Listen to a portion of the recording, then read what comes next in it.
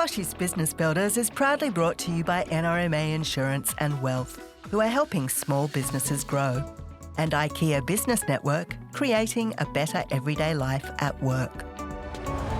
Coming up on Kochie's Business Builders, marketing and growth expert Hayley Osborne helps a business out of a pickle. Essential cybersecurity tips to protect your small business from threats. Plus, serial entrepreneur Michael Fox dishes on his latest venture, Fable.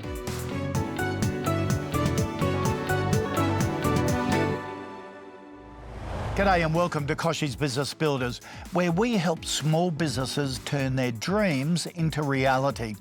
Today we're diving into the world of father and son fashion with a local business that's making waves on Sydney's northern beaches. Meet Rick Andrew, the creative force behind Pickle Pants, a unique brand specialising in matching father and son board shorts.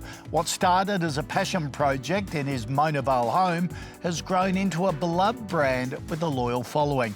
Rick's challenge now is figuring out how to grow Pickle Pants from a side hustle into a full-time business.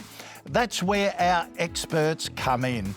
We're sending in Hayley Osborne, a seasoned marketing and small business growth strategist, to help Rick develop a plan to get Pickle Pants noticed and scale up.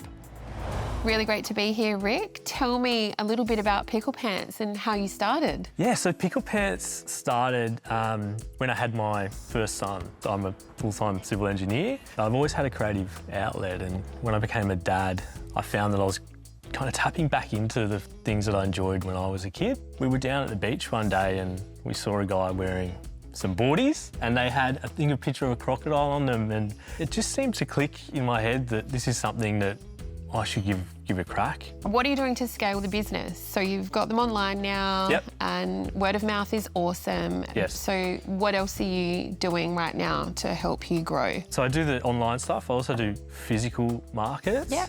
And I really focus on Father's Day and on Christmas as well. But in terms of growing, I'm at a point now where I need to take another leap and that big step, and I don't have a clear strategy in mind. So that's kind of where I'm at now. Like it's proved market fit. I know kind of what I want to do. I want to get into retail and do some wholesale stuff. So how are you positioning yourself online at the moment? You've got your website, you've got your Instagram, anything else? Any other social platforms? No, like there is a Facebook which is linked to the Instagram, but it's more focused on the Instagram. Definitely, but I do share across them. But no, there's no other platforms that I do. So can you tell me what would be your biggest challenge that you're having at the moment inside the business? I think the biggest challenge for me is having a clear path. So at the moment, I'm juggling work, being a dad, and Pickle Pants as well. Yep. And so for me to grow it, I need to know what steps to take and just sit down and have a really clear roadmap and have the time and execute it. So that's the challenge I'm facing at the moment. Yeah, and I think I see with a lot of businesses that once you get really clear on that, it's not like throwing spaghetti at the wall anymore.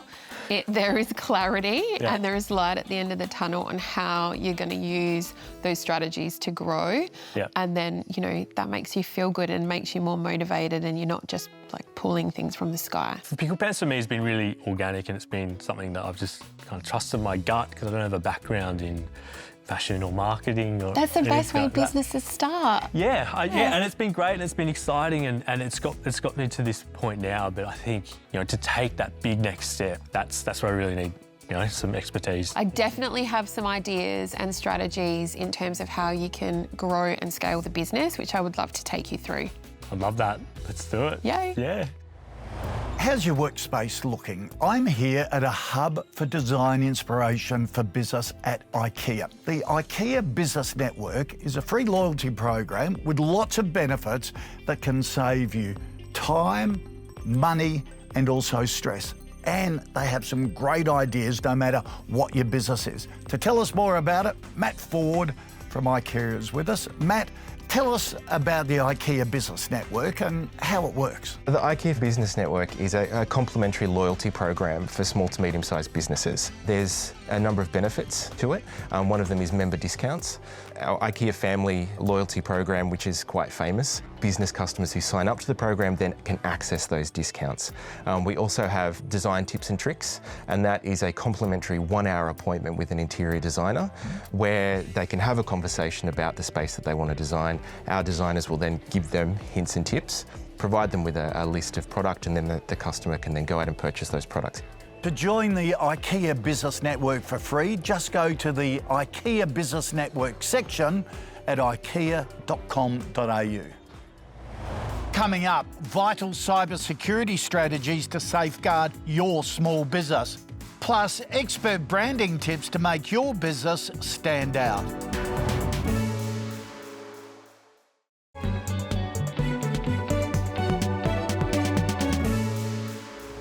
Welcome back to Kochie's Business Builders. Today, we're diving into the crucial topic of cybersecurity for small and medium-sized businesses. According to a recent MYOB report, a whopping 3 in 5 mid-sized businesses have experienced a cyber attack or incident. On top of that, the Australian Signals Directorate's Cyber Threat Report shows that the average cost of cybercrime is $46,000 for small businesses, 46 grand, and 97,000 for medium-sized businesses. Plus, nearly 94,000 cybercrime reports were filed just last year alone, a 23% increase from 2022. With cyber attacks growing increasingly sophisticated, it's more important than ever for all of us small business owners to stay vigilant. So, how can you keep your business safe? To help us unpack the stats and provide some practical tips, we have cyber expert Rob Dooley, VP at Rapid7. Rob, thanks for joining us. A really big point in the MYOB report is training, getting your staff trained in this. How important is that for small businesses? I think it's absolutely critical, Kochie. A lot of organisations think it won't happen to me, but with 90,000 events last year, I think there's evidence it will happen to everybody. When you look at the areas where you should probably really emphasise on our training, one of them's around identifying those phishing emails and what's malicious and what's not, and it's becoming more and more difficult with QR codes. So it's something that you should really watch out for. The other area that I think is really important is password management. We're all guilty of using the same password on multiple sites. And even if it's a great password, if one of those sites gets hacked, that means that all of your sites are at risk. Well, but you've got to remember so many passwords these days. It's ridiculous. How do you manage your passwords? Because there are a lot of easy ways to do that now, isn't there? I think it just takes diligence in terms of picking one software vendor and just use that as your single source of truth. And you can trust them? You can trust them. Okay. Let's get back to training of staff though, and yes, making sure they have different passwords. Where can we go as a small business owner to get advice on how do you start your training? There's two ways, but I think the Australian government does a great job through the Australian Signals Directorate in terms of providing a lot of information. Oh, so that's all online? It's all online, right? But the challenge with the amount of information is sifting through, and small business owners are busy, right? Your job is not being a cyber expert. Exactly. So my recommendation would be that you find a partner, and may well be another small business, a managed security service provider, to help you through this. The threats are changing constantly. You know, these scammers are right at the top of their game. How can we keep up to date with what's the latest threat? It's difficult. I think the scammers and AI, initially it helped with their spelling, like there was no more spelling mistakes. But then with deep fakes on voice, audio, video, it's a real challenge. They're all using AI, and I think you really probably need to look at partnering with an organisation that can help you where they're using AI to defend against the attackers that are also using AI. But let's come back to the real basics. Everybody's got to look at those cyber hygiene elements. Like we mentioned before, password management, training your staff around phishing. If we get those fundamentals right, we're going a long way towards protecting our organisations. When you look at small businesses, what are some of the most common mistakes, apart from not having decent software management, what are the most common mistakes they're making? The most common one by far is this won't happen to me. Yep. Yeah. And it can happen to anybody. So the number one thing is be vigilant. Take this seriously, take controls, invest in that cyber hygiene. Absolutely. Rob, some great advice there. Mate, thank you for joining us. Really appreciate it. It's a pleasure. Thank you for having me. Hi, my name's Samantha Dybac and I'm the founder and CEO of the PR Hub. And today I'm here to share my top tips on how you can harness and build your personal brand to give your business a winning edge. Number 1, craft your personal brand story. Take the time to go back in time and explore your personal journey. What are those moments that have shaped and defined who you are today? A well-told founder story that taps into shared human experiences and interests will give you a deeper connection with your target audience and help you stand out. My next tip, follow the news to build your opinions and industry insights. Staying on top of the news is critical, so identify some key news channels where you know your competitors are being featured or maybe your customers are being engaged. In your industry, you may even have some topical and controversial issues. Tap into those from a thought leadership perspective. Next tip, get active on LinkedIn. Many of our clients who lead multi-million-dollar businesses say that LinkedIn has been an absolute game changer, and I couldn't agree more. LinkedIn gives you the opportunity to build your personal brand by allowing you to curate your content and control when and how you post. And those are my top tips for how you can build and leverage your personal brand to get your business out there. After the break, serial entrepreneur Michael Fox dishes out the savoury details behind Fable, his meat alternative startup.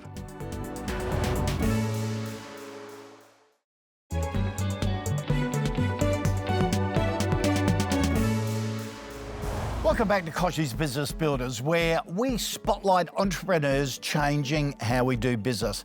Today we're joined by Michael Fox, a visionary entrepreneur who co-founded the innovative custom shoe company Shoes of Prey and is now shaking up the food industry with Fable, a startup focused on creating delicious meat alternatives.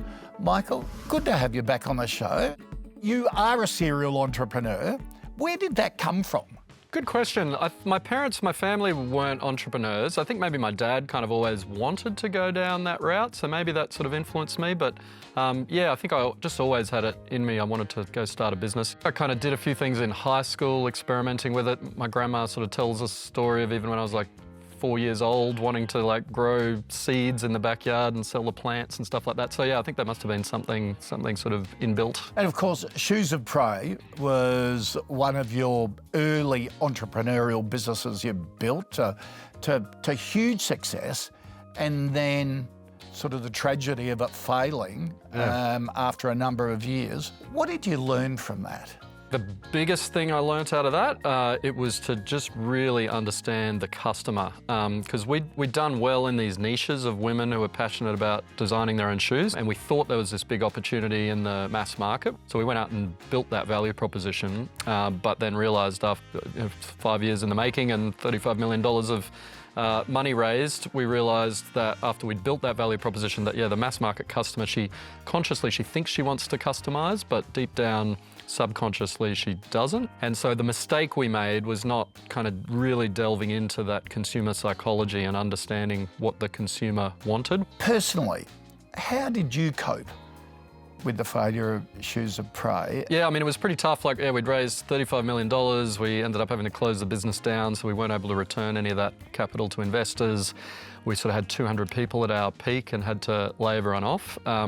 So yeah, that was a pretty rough kind of last year or two of running the business. I didn't want to go back into the entrepreneurial space. I was pretty burnt out after the Shoes of Prey experience. So I started interviewing for some other jobs at other companies, but I just couldn't. I've been vegetarian for 8 years, vegan for 3 years now, and just very passionate about the meat alternative space, wanting to help people reduce their meat consumption. Looking for jobs in that space back in Australia, this was sort of 5 or 6 years ago, there just weren't any jobs available. So I said to myself, well, all right, Michael, go start a business in the meat alternative space. In doing that, you'll meet anyone else in the industry that you've not yet met. Maybe another job will come up. Or maybe the startup will go okay. Because it's a very different space, isn't it? Yeah, Tell us about when Fable started. Back then, it was an industry that was wide open. Yeah. Very different now. How have you progressed the theme and taken on the challenges? Our kind of point of difference within the market is that we use mushrooms as the core base ingredient. Mushrooms share a lot of similar characteristics with meat. If you look on the evolutionary chain, mushrooms are actually more closely related to animals and humans than they are to plants. And there's a lot about their cellular structure and the nutrients in mushrooms, sort of meaty umami flavours in them that make them similar to meat. So we're able to take mushrooms and turn them into really delicious meaty food without a lot of processing or without any sort of artificial ingredients or anything else. So it's gone well for us. Have you used innovation to develop the business? Yeah, so my co-founder, Jim Fuller, he's a fine dining chef, chemical engineer, mycologist, which is a mushroom scientist. That is a combination, isn't it? It's like the perfect combination for what we're doing because he understands mushrooms, he's worked as a mushroom farmer, so everything about growing them, he understands their chemistry from being a chemical engineer and mycologist, and he's spent 10 years working as a fine dining chef. Tell us about the future of Fable. Really just want to keep bringing mushrooms to people. So in Australia, the average Australian eats about 110 kilograms of land animals every year and only about 2.5 kilograms of mushrooms. And we want to sort of flip that around. So we want to help people to eat a lot more mushrooms. And then, doing a lot of work on how to scale and automate farming of mushrooms. So we'll get into more of that over the next few years too. Wow, and take it overseas as well. Yeah, exactly. Yeah, so we've launched in the UK, US, Singapore and Canada. And I'm going to move my family over to New York City for at least 12 months while we start to sort of ramp up over there. It is such a great story. Good on you for doing it and for coming in and telling us about it. Really appreciate it. Good Thanks for having me, Kochie. Good to see you. After the break, we plunge into the world of marketing with Hayley Osborne as she concocts a strategy for father and son surf brand Pickle Pants.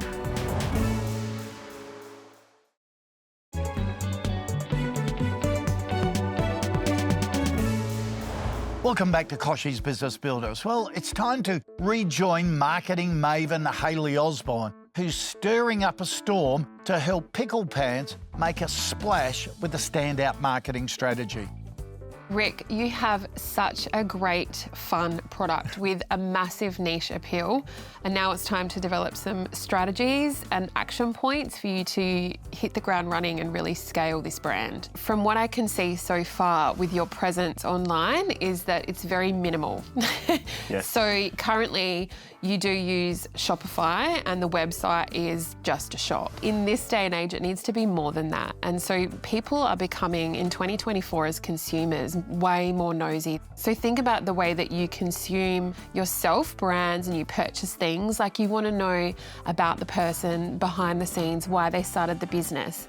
So your website should really reflect that. Now, in terms of your search engine optimization, how you're ranking on Google, now you don't necessarily have to pay for these. These are easy things to achieve when you know how. So you've got some beautiful images of your product, but we need to get more words on the website. I recommend you having like a weekly or fortnightly blog, and that can then tie into your unique selling points, where you're tapping into like the relationship with dads and sons. But the blog will help you with your search engine optimization, which will then increase the visibility of like where your website is ranking. And then when people are searching, you're coming up organically in that search. Consider your website as the suit and tie version of your business, how to show up to put your best foot forward. And then consider your social media as like the shorts and t-shirt version. Even though it's a very casual, like cool brand, you're here to make money, you're here to sell, you're here to grow your business. To be able to do that, we need to get really clear on what your unique selling points are. Getting clear on, okay, so the relationship between